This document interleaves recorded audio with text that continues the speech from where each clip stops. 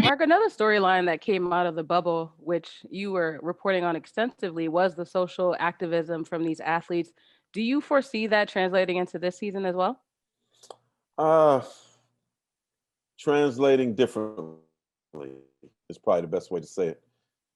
There won't be Black Lives Matter on the court anymore. There won't be social justice messages on the back of the jerseys anymore, which garnered over $700,000 for charities. That didn't really get a lot of fanfare, but I think people should know that.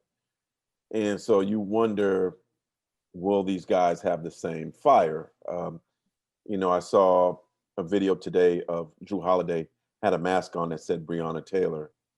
Sadly, that's the first time I've really heard anybody mention any social justice stuff other than when asked. The first time I saw a player do something on their own since the bubble. So perhaps maybe that will get guys to really think about it again. I really hope and pray that there's not an incident that suddenly jars everybody's memory and gets everybody excited about saying things. This is a time now, and both of you, please tell me if you think I'm wrong, where I don't know if there's a time where the media was paying attention more than now, that the media was willing to write stories, the media was talking about it more than now. And so how long is that door going to be closed? I mean, open. I'm with the undefeated, so it's going to stay open with us. But in terms of nationwide, internationally, I don't know how long that door is going to be open. So I hope the players keep squeezing this and speak out and use their platforms and scream about Breonna Taylor and George Floyd and all the other pain from the past 400 years and realize that just because we're not in the bubble, like, don't let this burst. Like, keep the momentum going. And but to your point, to your question, we'll see. Time will tell. But right now, I don't know if I'm super optimistic about it. Yeah, Mark, I think there's a sense among folks that I've talked to that while athletes are still very much aware of what's going on and how there's needs to continue to be this systemic change that they're pushing for, the appetite on their parts may not necessarily be as palatable as it was in a bubble when you had so many different events and instances that really kind of sparked that and really made it much easier and more comfortable for them to really speak out on these issues. But the one thing that came about, Mark, and then I wanted to ask you about this, was the role of owners and management in this social systemic change process. It seemed really after I'd say probably around the time where the Milwaukee players decided to not play against the Magic. It seemed that was kind of the jumping off point where players felt that they needed they demanded that owners be more engaged in this process, particularly from a voting standpoint. And that's what I wanted to ask you about, Mark, whether you thought that level of engagement they started to build in a bubble, has that burst, or is that something that's still building going forward? I hope that they learn their power. Mm-hmm. Like, think about it. Like, George Hill basically sparked a revolution in the bubble that caused not only the Bucks to not play a game, but in the NBA shut down for 3 days. It's a weird, beautiful, interesting 3 days in the bubble. The WNBA shut down some games. Major League Baseball fouled. NHL and baseball followed. Right. And then, Naomi Osaka followed as well. Like, to me, if there was any time where these guys should realize how much power they have, it was then. All of a sudden, all the owners ready to let you have voting polls in their arenas. All of a sudden, they're giving money. Like the Nets today lived up to a promise and is giving like $50 million to Black businesses and charities and causes in Brooklyn. And somebody, in a smart way, as they do on Twitter, responded by saying, well, that person's worth billions of dollars. It's like $15 to them. I'm like, shoot, it may be to them, but $50 million to some local charities is a tremendous amount of money.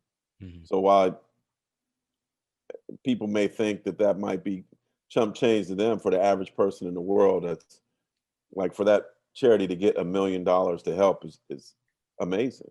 Mm-hmm.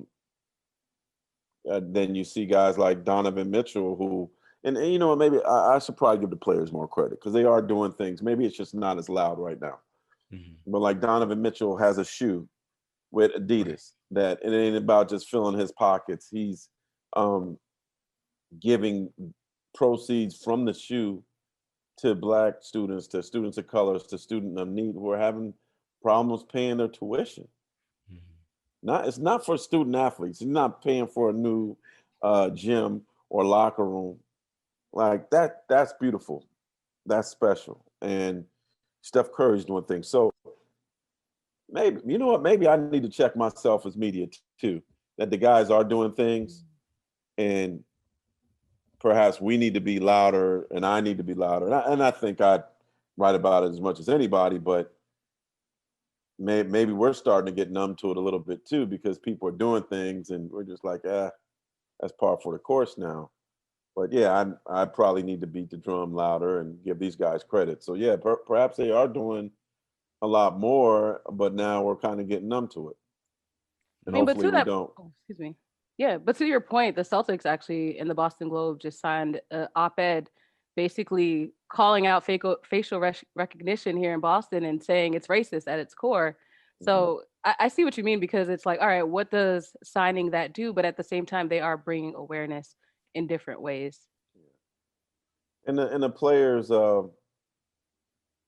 they have to know that if something's not right, right, to speak on it. Because like somebody was like, well, James Harden must want to get traded from the Rockets because their owner's a MAGA guy. I'm like, probably most of the owners of the league are MAGA guys. Yeah. So right, like, that's not an where's excuse. He where is he going to hide? Where is he going to go? Right.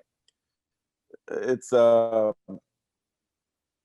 that's the thing I hope they learn, is that there is strength in numbers, there is power, that if something's wrong, shut it down, period. And I think there hopefully will be some strength and some creativity and some things that take place now, knowing that they have been able to have success and get things. Like, say what you want about it, but the Atlanta Hawks probably swayed the Georgia votes, right?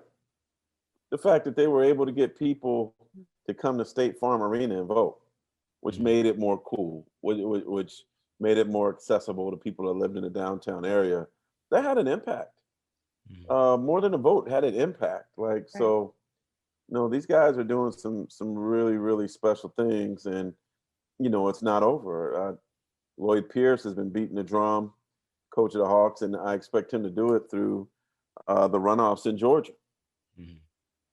Yeah, I mean, there's no question that there's a lot of things that certainly players, coaches, management can build off from the time in the bubble, from a social systemic change arena. But ultimately, it comes back to playing games.